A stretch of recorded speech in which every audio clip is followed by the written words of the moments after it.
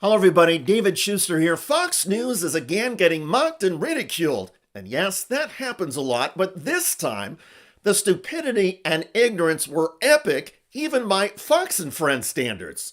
So Senator Van Hollen was able to get his interview. The hosts were talking about Senator Van Hollen, Democrat from Maryland, meeting in El Salvador with jailed migrant Kilmar Garcia. Watch Lawrence Jones. So Democrats have margaritas with MS-13. Well, we don't know that. But That's what he did. It was a margarita. Pictures look like it was water. I think that was. Yeah. Why do they have salt on the rim of water, though? You're saying that because President Bukele said that miraculous. Why did they have salt on the rim? Why margaritas? Well, you could read the multiple reporting about that in the New York Times, but Fox chose to read the propaganda posted by El Salvador's Trump-loving president.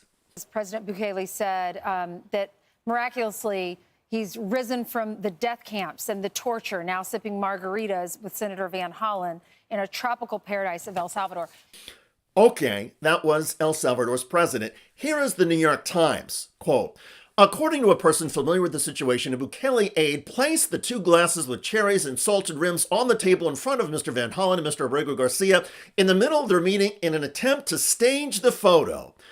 The New York Times delivered this reporting before Fox and Friends went on the air this morning, but Fox ignored it. I don't know what deal So they bizarre. worked at, I don't know what they were drinking, but at the end of the day, why are you doing this with a criminal? Garcia's a criminal, says Fox and Friends, and thanks to the must subscribe the news and Jonathan Larson's hilarious sarcasm, we now know this. Senator joins Salvadoran crime gang. I'm going to read lengthy quotes from the news and cover some of this with copyright-free photographs, but one warning. Go to the bathroom now, because when I first read these passages earlier, I laughed so hard I nearly peed myself. Okay, here we go. Senator Chris Van Hollen, Democrat from Maryland, yesterday was spotted associating with a known gang member, making Van Hollen also a known gang member, according to guidelines published by the crime-fighting geniuses running the Trump administration. Van Hollen was photographed in El Salvador speaking with and presumably receiving marching orders from Kilmar Abrego Garcia, the notorious terrorist, human trafficker, drug lord, full-time sheet metal apprentice, and documented member of the feared international skilled labor cartel known as Sheet Metal Air, Rail, and Transportation Local 100. The two men can be seen looking at each other and making eye contact. Recognized techniques used in planning prison escapes, drug smuggling, and trafficking sweet, innocent, darling little baby girl angels. The photograph shows Abrego Garcia and Van Hollen posing with 3 glasses of water known in gang circles as Tren de Agua. Van Hollen appears to be wearing a jacket and long-sleeve shirt. Common gang methods for concealing gang tattoos such as Mother and the Michael Jordan logo. Earlier in the day, Van Hollen made multiple attempts to break into the prison and liberate Abrego Garcia. Van Hollen was stopped by law enforcement but managed to escape. Abrego Garcia's gang association affiliation membership leadership is undisputed based on the rigorous U.S. law enforcement guidelines for how to tell who's in Nicaragua, which presumably can also be applied to MS-13. Van Hollen's meeting with Abrego Garcia, his efforts to break into the prison, and his social media posts check multiple boxes on the Trump administration's list of ways to justify deciding someone as a gang member. This includes associate, preparatory meetings, conducts or facilitates business, communicating, social media posts by the subject displaying symbols of TDA. When Abrego Garcia was first arrested in 2019, he had no criminal record, which is standard cover for known criminals. Police were able to prove Abrego Garcia's MS-13 connection in part because he was wearing a Chicago Bulls hat, which proves that you are an MS-13. Members are also known to wear telltale clothing such as underwear and socks. In his picture yesterday, Abrego Garcia is wearing a Kansas City Chiefs hat, a visual code to tip off fellow members that someone is in prison and wants their Bulls hat back. And Abrego Garcia has been caught on camera before. An undated photo obtained by the immigrant advocacy group CASA shows Abrego Garcia in his gang gear, sporting the iconic black t-shirt that instantly marks anyone wearing it as an MS-13 member, as well as a cap with the classic MS-13 bull symbol.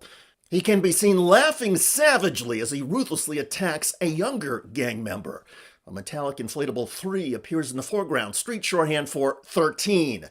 The gang member seen with Abrego Garcia appears to be a member of the rival Nicaragua, as its train insignia, tren in Spanish, is clearly distinguishable in multiple places on his onesie. Van Hollen's initiation into the vast MS-13 hierarchy has potentially huge implications. Van Hollen is already a known member of another criminal organization, the U.S. Senate, which illegally funds and supplies arms for criminal use around the world. The Senate already has 100 members, after expanding from the original MS-13 colonies. They are literally chosen by and represent American citizens whose flag pays homage to MS-13 with its distinctive 13 stripes. So bienvenido to MS-13, news f***ers. Subscribe to the Fox News. Trust me, you will be happier. They watch Fox News and other conservative freak shows, so we do not have to. By the way, speaking of Fox News, the lone liberal on staff, Jessica Tarlov, recently fact-checked her co-hosts on The Five and left them reeling. Abrego Garcia, there is no proof that he was an MS-13 member, and it has been debunked many times. It's been debunked yes, it by has. liberal It was newspapers. That's in not a true. Court of law, Stop. Section I-113 or 123 is reliable, verifiable proof It was that you were a member based- of a gang, and he was never able to rebut it. It was based on double hearsay testimony and also a detective who was indicted merely weeks later for providing confidential information to a sex worker. He was also allegedly an alcoholic. That's how we got into this. But the point is that this man has been living in this country out in public, meeting on an annual basis with his DHS caseworker. He goes in once a year. He talks to them. They know where he works. He's an on-the-books worker. This is not somebody who is a gangbanger. This is not somebody who has committed any other crime besides being here in this country. And he came here also based on credible threat of being murdered by a gang at home who was threatening his entire family. Facts. Tarlov calmly but firmly cited facts, and Janine Pirro couldn't say a word. Under the Alien Enemies Act, you deserve due process. And that's what the Supreme Court ruled. And if you go back to World War II, when we were invoking this same act, that people who were here undocumented from Japan, from Germany, from Italy, were allowed to go into a court where they could argue that they weren't a danger to this nation. Abrego Garcia was not afforded that right to come into court and to argue as to why he should not be deported. And it is not the same thing to deport someone to their home country as to send them to a prison. Check out that video at the link below. It generated a lot of comments on YouTube. One of the most popular is from Catherine, who wrote, "What the F is happening to our country? I hate liars." Well, I look forward to reading your comments about the latest nonsense from Fox and Friends, ridiculed in hilarious fashion by one of my favorite daily newsletters, the News. I'm David Shuster. Thanks for joining us.